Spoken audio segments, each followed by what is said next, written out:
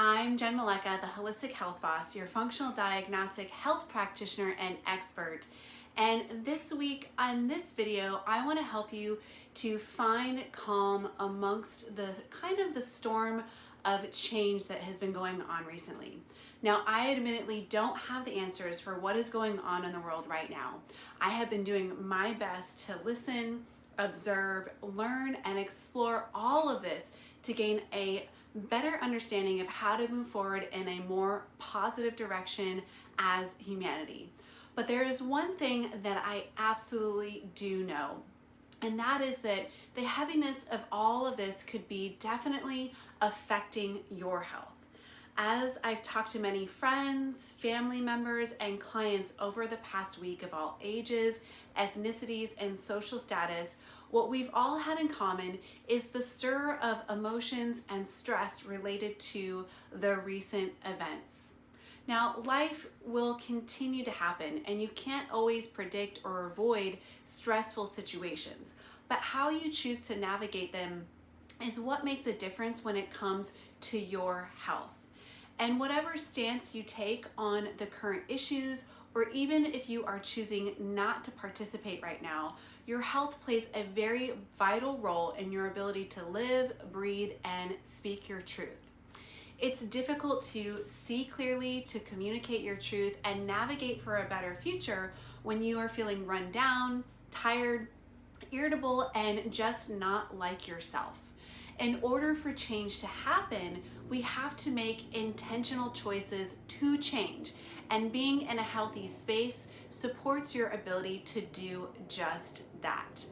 Now, the story that I'm about to tell you by no means represents exactly what has been going on around us. However, it is an example of how stressful moments in life can sweep you up and leave you feeling depleted in the aftermath. Now, not long ago, my mom had a near-death experience after years of alcoholism. I ran myself ragged trying to fix her and then trying to save her life, arguing with doctors, trying to control everything, and putting too much responsibility for work, home, and her on my plate. For nearly 3 months, I drove over 5 hours through Los Angeles traffic to see her and fight for her life every single weekend. She lived, but I barely did, basically. I was a shadow of health that I used to know, and it took quite some time for me to recover from all of the stress. I fought on the premise of possibility, and I would do it again for the same reason. I would just do it differently in order to protect my health and myself. Through all of that, I realized the only real control I had was over myself, how I responded to the situation, and how I responded to supporting my health. Since then, part of improving and maintaining my health has been learning how to let go of the things I can't control and controlling the things that I can. This can be tough when it means making myself a priority, even over my loved ones, but I know it's necessary for my own survival.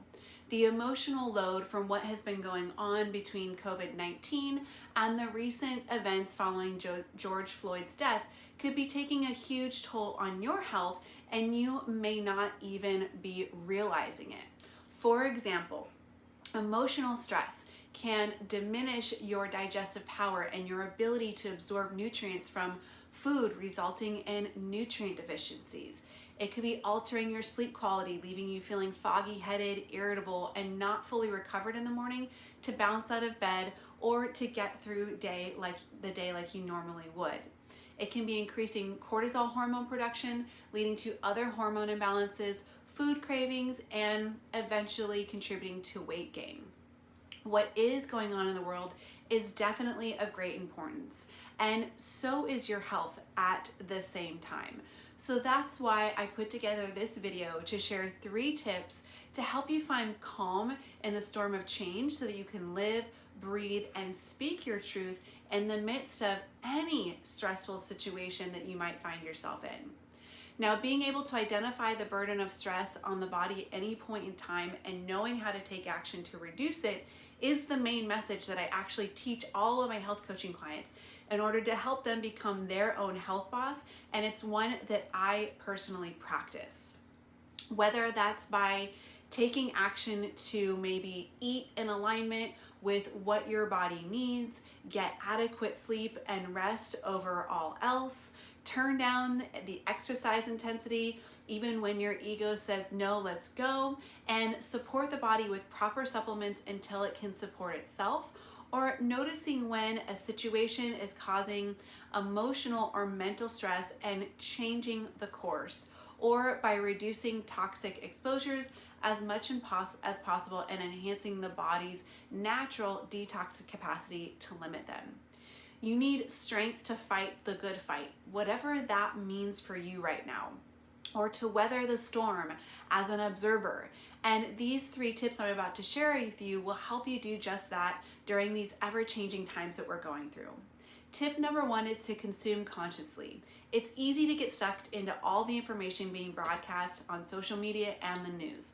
Before you know it, hours have gone by, leaving you less time to take care of yourself in the ways that you want to, and maybe with a larger emotional bag to carry. And to top it off, all that screen time also stimulates the release of cortisol hormone, which can lead to other hormone imbalances, food cravings, disrupted sleep, and weight gain. It is possible to stay informed without letting it derail your whole life. Be conscious of how much time you are spending consuming information. Maybe consider setting healthy boundaries around information consumption time. And pay attention to weekly screen time reports provided by your device, or download an app to keep track and remind you when your time is up. Now, tip number 2 is to sleep on it. Sleep is more valuable than diet and exercise when it comes to your health. Poor sleep will quickly cancel out your exercise and healthy eating efforts, because without quality sleep during the right times of the night, your body can't fully recover at night to make the most of the healthy choices that you are making. So when you are sleep deprived, also, you are more likely to be irritable, make hasty judgments, get angry, crave foods, and make other poor, healthy lifestyle choices. Now, I want you to make a commitment to turn off the lights and be asleep by 10 p.m. so you can wake up feeling rested, focused, and motivated to get your message out, to take care of yourself and your loved ones. Tip number 3 is to check yourself. We've become a generation of living zombies, roaming through life on autopilot, numb to what is going on around us or inside of us. And in my opinion, this is one of the biggest reasons why we are here today as a humankind, and when it comes to our poor health. You want to check in with yourself daily to see what you need. Maybe it's a good cry, to let go of anger by screaming at the top of your lungs into a pillow, a hug, a nap, something to eat because you didn't realize you were starving, or maybe a moment of silence to gather your thoughts. Bottled up emotions and ignored needs are a breeding ground for disease and dysfunction. The best way to care for others is to first care for yourself, because when you care for yourself, you can show up bigger, brighter, and better in the world for everyone around you and for whatever your message is. Now, I will humbly admit that I have been fairly silent in the wake of the events following George Floyd's death. Not because I didn't want to speak up, but because I didn't know exactly what to say. And quite honestly, I've just been taking it all in and trying to understand how I could do better as a person and use my voice while supporting my health at the same time. The truth is, I've been ignorant even to the depths of inequality that still exist. The statistics and reports that I have seen in the past week or so have been outraging, to say the least. It's easy to turn a blind eye when it doesn't directly affect you, but that doesn't make it right. So I am committed to no longer doing that to the best of my ability. And in order to stay awake to what is going on in the world, I will continue to support my health so that I can have the strength to be present, to live, breathe, and speak my truth in order to help enact change. I hope in some way this encourages you to do the same, at least for yourself. All right, That's it for this video. I hope that you found this incredibly insightful, and I will see you in the next video.